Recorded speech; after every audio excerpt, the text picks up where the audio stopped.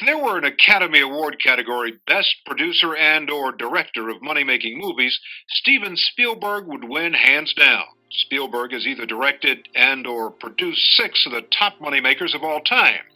If there were a category Creator of Blockbusters, who isn't always taken seriously by some in his profession, he'd win that one too. No matter, Steven Spielberg goes on turning out the kinds of films he likes. And if Oscar isn't always impressed, everybody else is.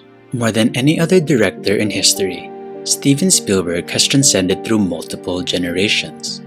He is so popular with the general public that even my 12-year-old nephew could name you at least 10 Spielberg films he's seen. Mention Martin Scorsese or Woody Allen and his mind would be at a blank.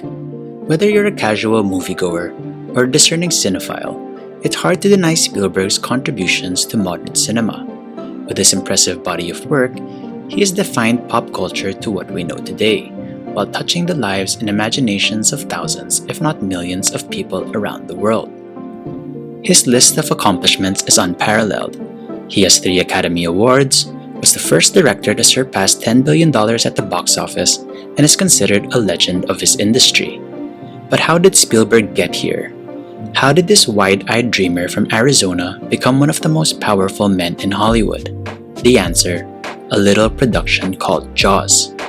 In this video, I'll be discussing Steven Spielberg's rise to power, from his introduction to the industry during the height of the New Hollywood movement to his involvement with the troubled production of Jaws, how the film became a cultural phenomenon, then a massive box office hit that changed the landscape of filmmaking forever. I'll end the video by talking about Spielberg's post-Jaws career, his complicated relationship with the Oscars, and finally, why he deserves his legendary status. Ladies and gentlemen, we are about to begin our descent into Los Angeles. The sound you just heard is the landing gear locking into place. Los Angeles weather is clear, temperature 72.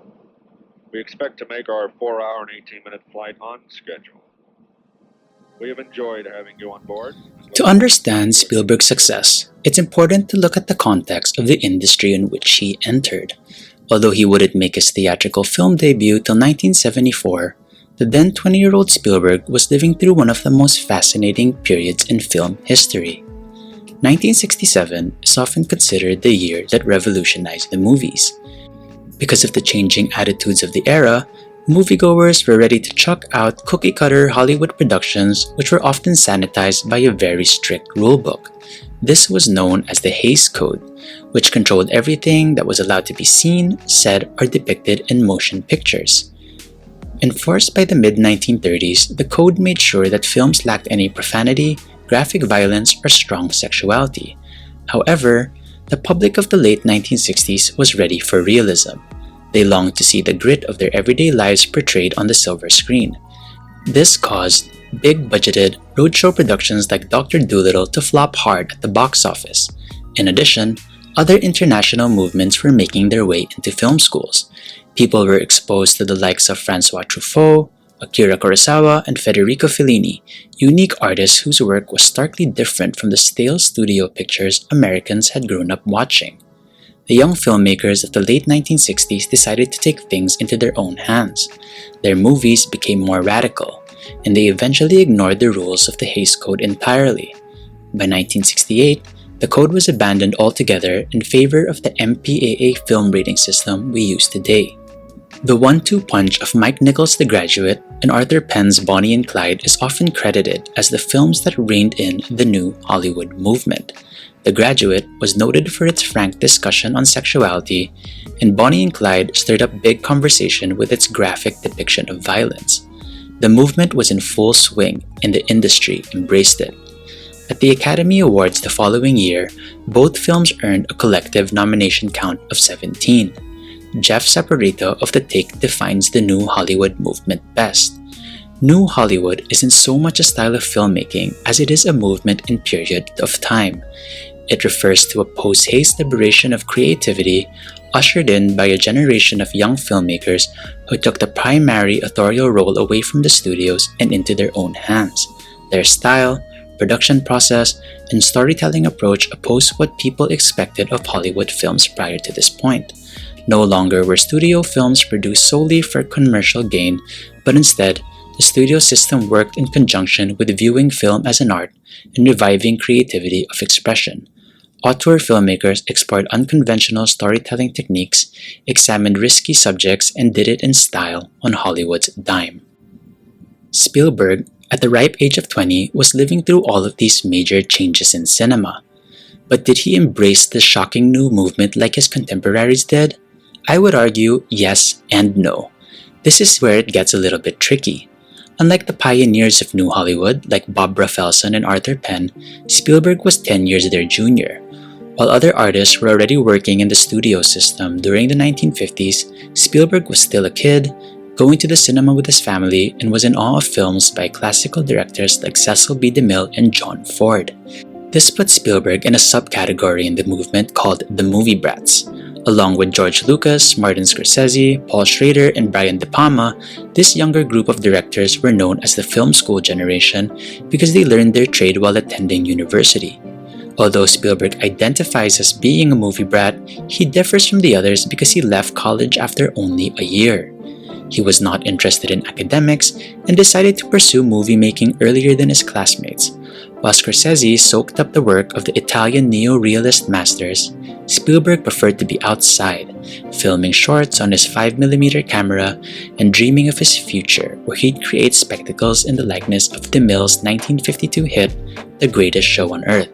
I would argue, while Spielberg embodied the creative spirit of the New Hollywood movement, he had an old Hollywood soul.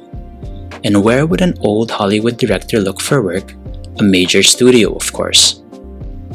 With only his love for filmmaking as his driving force, Spielberg moved to Hollywood in 1968, where he wowed Universal's then Vice President Sidney Sheinberg with a short film he had made.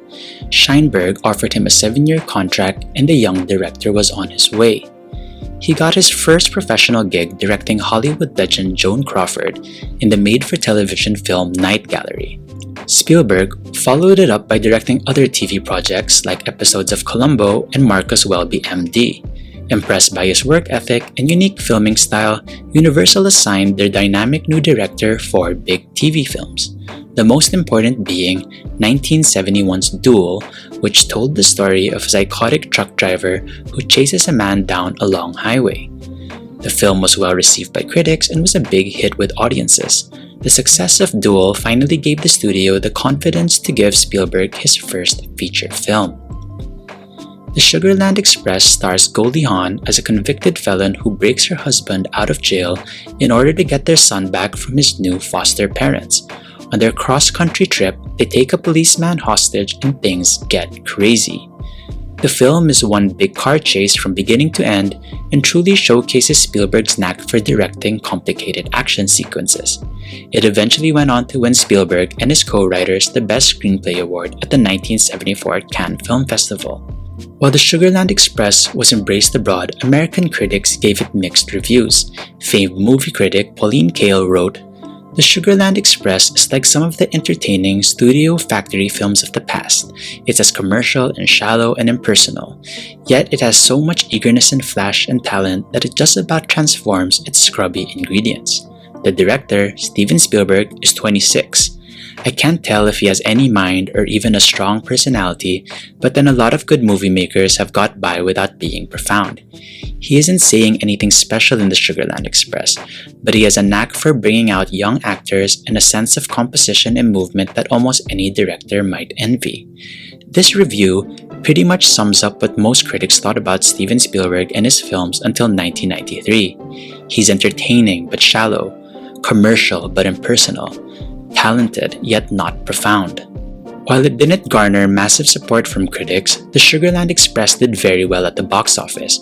It earned 4 times its initial budget, which made Universal very happy with the man behind the camera. Suddenly, the 26-year-old was hot property, and soon would be even hotter.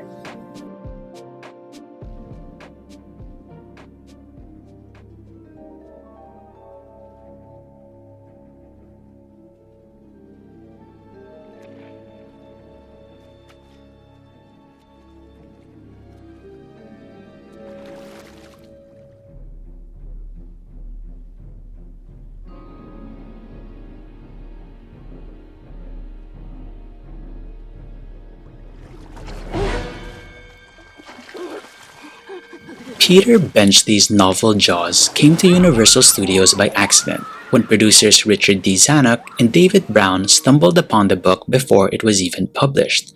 Recognizing the material's commercial appeal, they bought the rights on a whim and quickly got to work on a screen adaptation. Spielberg, who had just worked with the producers on the Sugarland Express, saw the book at their office and asked if he could read it. In an essay entitled Jaws, the groundbreaking summer blockbuster that changed Hollywood and our summer vacations forever, writer Sven Mikkelek goes in-depth with Spielberg's eventual involvement. He writes, noticing certain thematic parallels with his highly praised TV debut film Duel, the fact that the story was about ordinary people battling dangerous, unreasonable predators, Spielberg expressed his desire to direct the film.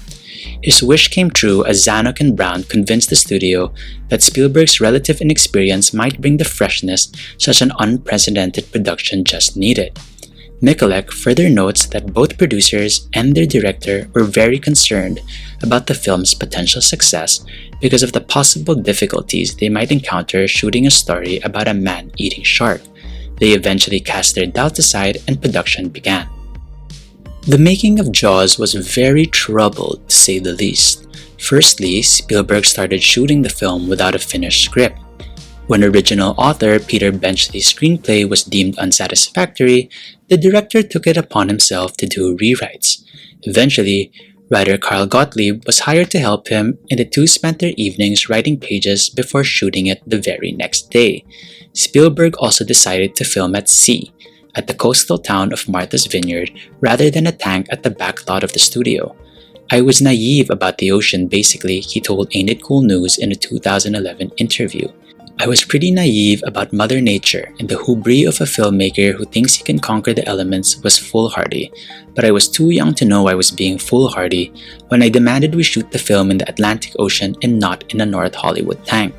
But had I do it all over again, I would have gone back to the sea because it was the only way for the audience to feel that these three men were cast adrift with a great white shark hunting them. And while we're on the subject, let's talk about the shark. That's a much maligned shark. It didn't really work all the time. It didn't work hardly at all. Wherever you were on the island, you could hear the radio mics. They were always saying, the shark is not working. Repeat, the shark is not working. We just waited around. We just waited and waited and waited. The shark worked well enough that we, for a while there, had the biggest hit of all time. The mechanical shark props christened the Bruces during production was designed by legendary special effects master Robert A. Matty, who was responsible for creating the giant squid in 20,000 Leagues Under the Sea. While its look was very effective, using it proved to be a major challenge for the filmmakers. The Bruces were continually damaged by the harsh salt water during filming, states one writer from the Central Rappahannock Library. At one point, the mechanical arm the shark was suspended from broke off, dropping a bruise right to the seafloor. Because of constant problems like this, Spielberg needed to troubleshoot fast. The filming schedule was already delayed by months and his budget had ballooned almost 3 times its original size.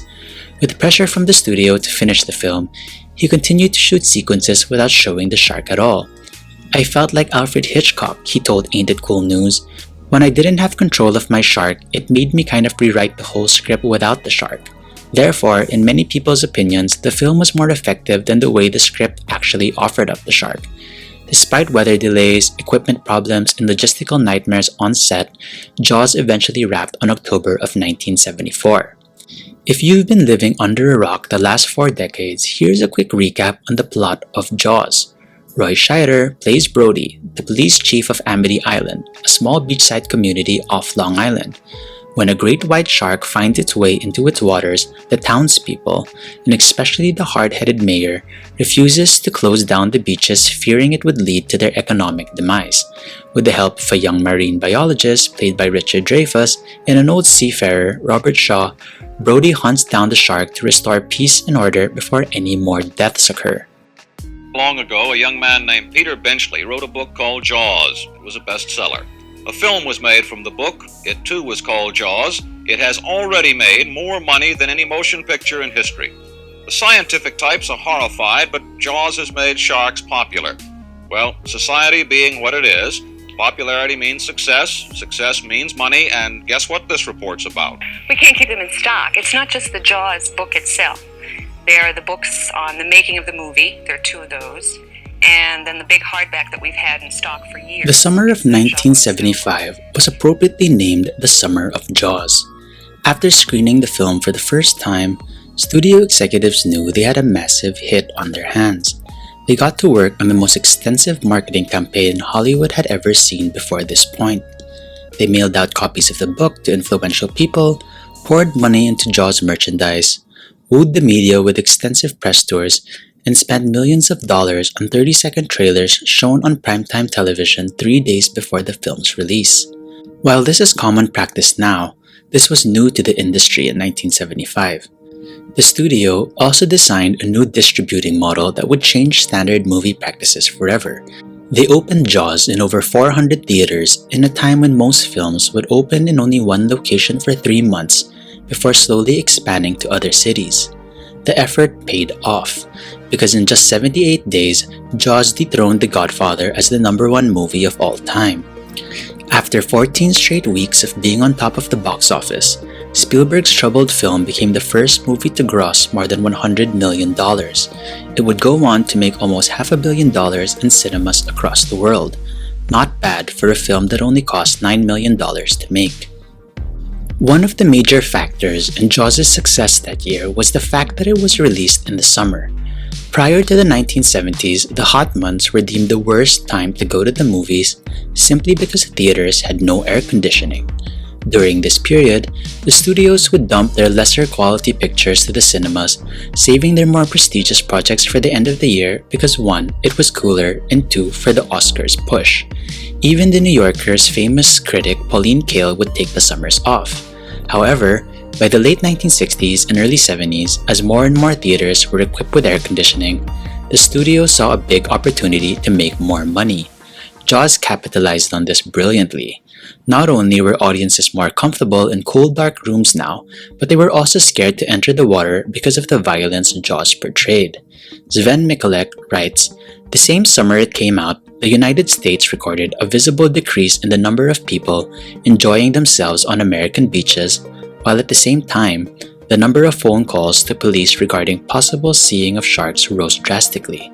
This prompted many people choosing to see the movie for a second or third time rather than swimming in the ocean, thus the birth of the modern blockbuster."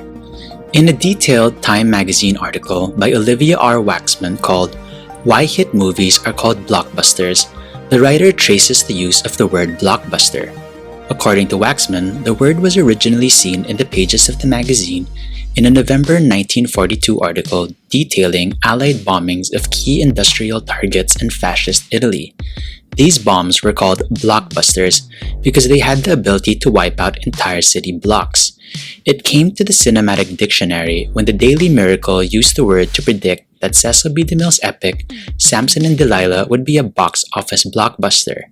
By using film historian Sheldon Hall's work as a reference, Waxman was able to find other examples over the years, including in 1958, when the press dubbed it to be the year of the blockbusters for the motion picture business, primarily due to the wide release of David Lean's The Bridge on the River Kwai. Still, during this time, many writers still felt wary about using the word because of its negative connotation.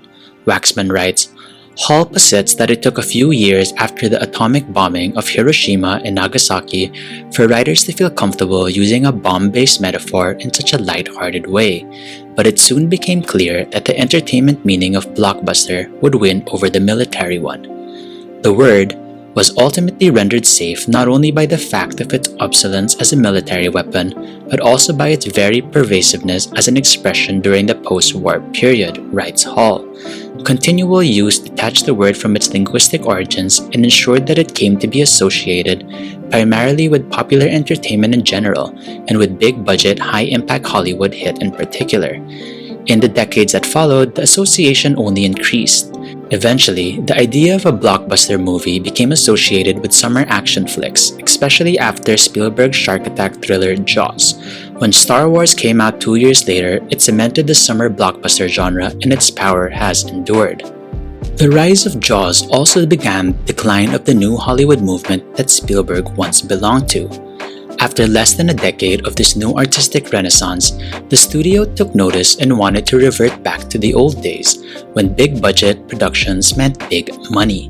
IndieWire's Eric Kahn writes in his article, Critics' Notebook Putting Steven Spielberg on Trial, the popular history proclaims that Spielberg's Jaws helped put an end to that streak in 1975 with the assistance of Star Wars 2 years later. Rejuvenating Saturday matinee appeal with a combination of shock, suspense, and wild imagination, these movies showed that classic Hollywood formula could still translate into box office dynamite. By 1980, after a few large auteur flops like Michael Cimino's Heaven's Gate, the new Hollywood movement was officially over. The following decade would be packed with blockbusters from Spielberg, Robert Zemeckis, and Ivan Reitman, amongst others. Despite an overwhelming audience reaction, Jaws and Steven Spielberg, who was now an overnight sensation, was not embraced by the top critics of its time.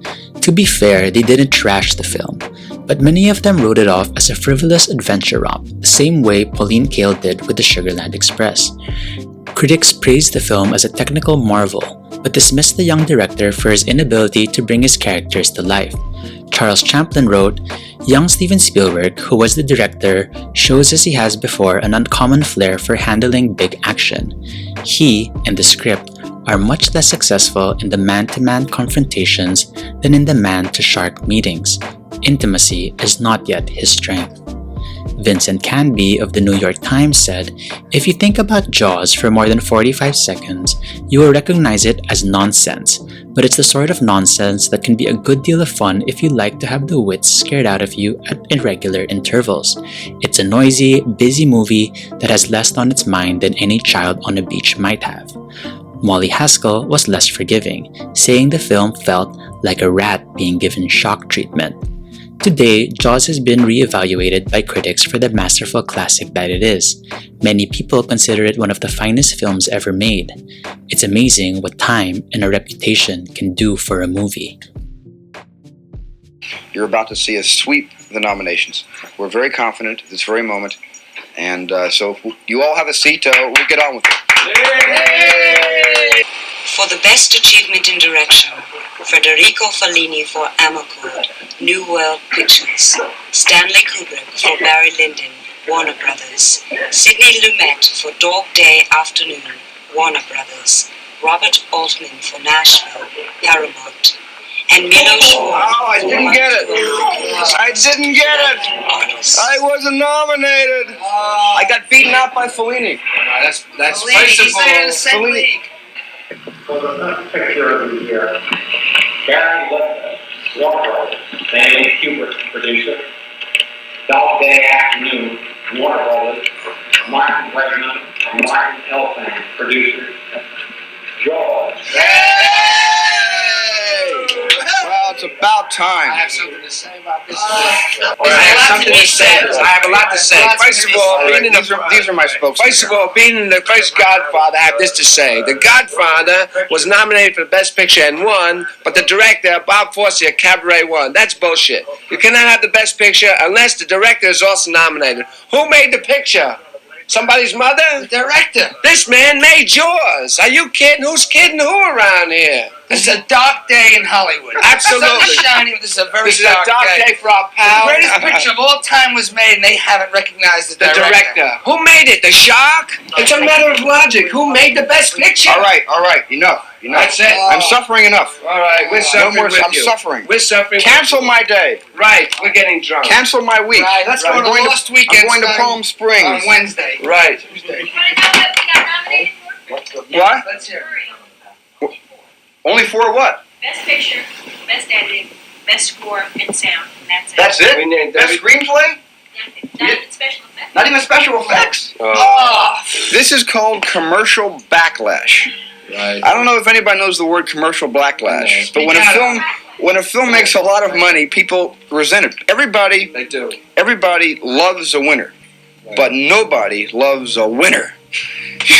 Steven Spielberg was not nominated for the Academy Award for Best Director that year, despite Jaws garnering 4 other nominations, including Best Picture.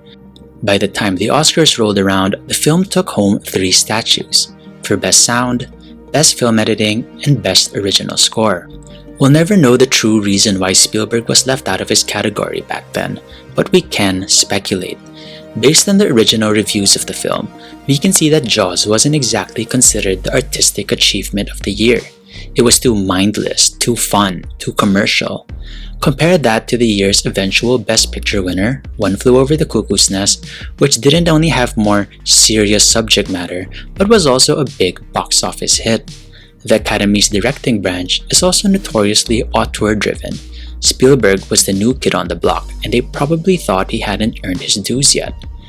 The idea that Spielberg was simply a commercial director with no nuance in his films haunted him for the next 2 decades of his career. Still, he powered on and made enjoyable films that delighted audiences. Following Jaws, the trifecta of Close Encounters of the Third Kind, Raiders of the Lost Ark, and E.T. helped shape modern pop culture to what it is today. While all these films have the commercial appeal of Jaws and was all nominated for multiple Oscars, they never walked away with the Best Director or Best Picture prize. Sadly, it wasn't enough that he was making big bucks for the industry because he simply wasn't in Oscar's wheelhouse. By 1985, Spielberg tried to stray away from his usual commercial fare and dive into more prestigious dramas. He directed a film adaptation of Alice Walker's The Color Purple, which was considered his first serious film. Although the movie was expected to garner Spielberg an Oscar nomination, he was shockingly snubbed come nomination morning. Does it bother you that you've never won an Oscar as Best Director? Well, it's not that it doesn't bother me. No, I'm not bothered that I haven't won an Oscar because, frankly, there's still time perhaps someday to win one. Maybe the only time I've really felt injured was when I made The Color Purple. We were nominated something like 12 times in every category, and the only category the film wasn't nominated in was the category for directing. And that was maybe the one time that I thought that somebody up there doesn't like me. That what have I done? Another director, Steven Spielberg, can't be compared with people like Mike Nichols or Barry Levinson. There is a place for mass entertainment, but it shouldn't be confused with art or quality award-winning filmmaking. Sometimes I think that statements like that are pretentious in themselves, because it sort of says that art is serious and art can't move you. Art can't be on a bicycle with E.T. and fly across the moon. That can't be art. That because it takes your heart along with it through the sky and it makes you feel like a kid again. Anything goes. That 60 Minutes interview was filmed in 1992, 17 years after Jaws changed Hollywood forever. The following year, Spielberg finally proved his worth with 2 of his most acclaimed pictures. With the release of Jurassic Park in June of 1993, the director had another massive hit under his belt. The film continues to break box office records today and was notable for its innovative use of CGI. On December of that same year, Schindler's List was released in theaters. This deeply moving Holocaust drama was Spielberg at his most serious, most reflective, most daring. He silenced even his harshest critics with his beautifully human film about the Jewish experience in World War II. Even detractor Molly Haskell cited the movie's importance in Spielberg's maturity as a filmmaker. That year, Schindler's List took home 7 Oscars, including 2 for Spielberg for Best Picture and Best Director, and Jurassic Park won 3, sweeping every craft category it was nominated for. The director had finally broken his Oscar barrier and would go on to win another Best Director prize for Saving Private Ryan 5 years later. After his Oscar win in 1998, Spielberg was pretty much deified by the common moviegoer. All his succeeding films became major cinematic events, whether it commercial flicks like Indiana Jones and the Kingdom of the Crystal Skull, or more prestigious fare like Lincoln. Some do better in the box office than others, but one thing is for sure. Everybody buzzes when a new Spielberg film hits theaters. His newfound respect as an acclaimed filmmaker also gave the director more confidence in his abilities. He easily shapeshifts between projects, making a visual effects-centric adventure one minute, and then a thought-provoking drama the next. It's astounding that this is the same man who made War of the Worlds and Munich in the same year. or The Adventures of Tintin and War Horse in 2011, or Minority Report and Catch Me If You Can in 2002. He's got the talent and has proven himself time and time again. It makes me wonder why Spielberg still has outspoken detractors to this very day. For the record, I freaking love Spielberg, and I wouldn't be making this video essay if I didn't. While researching for this episode, I stumbled upon an article called Steven Spielberg Critics Ask Is He Sugar Sweet or Dark and Gritty, written by Tom Schoen for AFR.com on January 2017. A section reads, "Few great film directors are as picked on as Steven Spielberg. For a large segment of the cineast population, a liking for Spielberg over, say, Martin Scorsese is like preferring McCartney to Lennon or Hockney to Bacon, a sign of an aesthetic sweet tooth, an addiction to flimsy, childlike fantasy over grit, darkness, ambiguity, fiber, and all other things we are taught are good for us in film crit classes. I once suggested to a scowling sight and sound reader that while a director such as Stanley Kubrick might be the epitome of the aesthetic will to power, bending the medium to do the master's bidding, Spielberg's work was the place you looked to see the medium of cinema left to its own devices, what it gets up to in its free time. The look of disgust on his face was immediate. Conversation over. I might as well have told him I still sucked my thumb. While I respect the opinion of people who don't like his work, I'm quite dumbstruck by the continuous bashing of a proven Hollywood master. Even Terry Gilliam, a talented director with a unique voice, has publicly criticized Spielberg in a TCM interview. I love Gilliam's work too, but I just have to say, he made The Brothers Grimm the same year Spielberg made Munich." Who gave birth to this? It's Bavarian blood sausage with sauerkraut. I gutted the pig myself.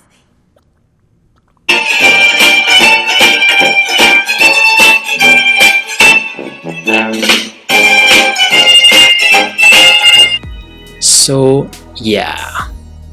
Whether you like him or not, I hope this video gave you better insight on Spielberg as a filmmaker. Writing this essay has taught me a lot of things about him. I'm impressed with his passion for cinema, how he excelled at such a young age, how he was able to troubleshoot during such a difficult production, how at 26 years old he managed to cement his place as a force to be reckoned with, and how he was able to shape pop culture by digging into his imagination. Spielberg is unafraid of critics and happily beats to the tune of his own drum. Today, he's still rocking it at 75 years old. Just last year, he reimagined an iconic Broadway musical that also happens to be an Oscar Best Picture winner to insane results. He's still got the balls to be a risk taker after all these years. Spielberg is an unpretentious legend who has had an undeniable career. Although he is often sidelined in the cinephile discourse for the light subject matter he often chooses to do, it doesn't mean that he lacks any artistic talent or a profound cinematic voice. Spielberg is Spielberg.